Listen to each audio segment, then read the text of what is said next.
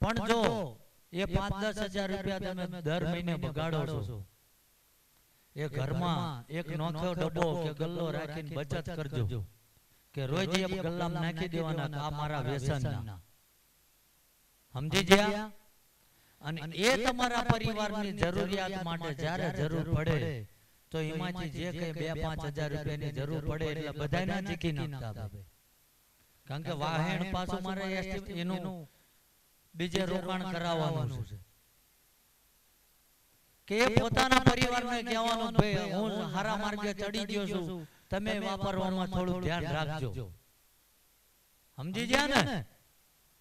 વાહે હા એમ ભૂખ લાગી ફરીથી રહોડું નજીક જ છે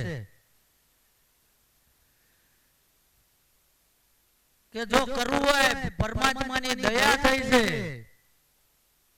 અને વ્યસન જો તમારું છૂટી જાય, એ 5-25 બીજા બચતા હોય તો પોતાના ગામમાં જે સ્કૂલ શાળા જે કઈ હોય ત્યાં એક આટો મારજો અને ત્યાંના શિક્ષકોની મુલાકાત લેજો કે કોઈ પણ જ્ઞાતિનો માણસ હોય જેના દીકરી દીકરા ભણવામાં હોશિયાર હોય અને થોડી પૈસાની અછતના કારણે એનું ભણતર છીનવવામાં આવતું હોય તો કાલ લગીને હું દારૂ પીને પૈસા બગાડતો તો એને ભણવાની ફી હું આપી દઈશ. આવું કહેજો.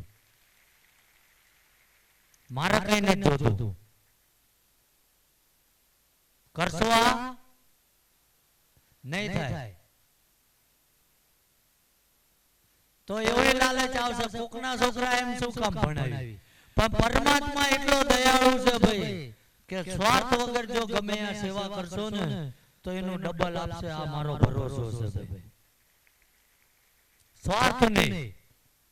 કારણ કે એનું એક જ ઉદાહરણ આપવું છે કે જ્યારે કોઈ પણ જ્ઞાતિનો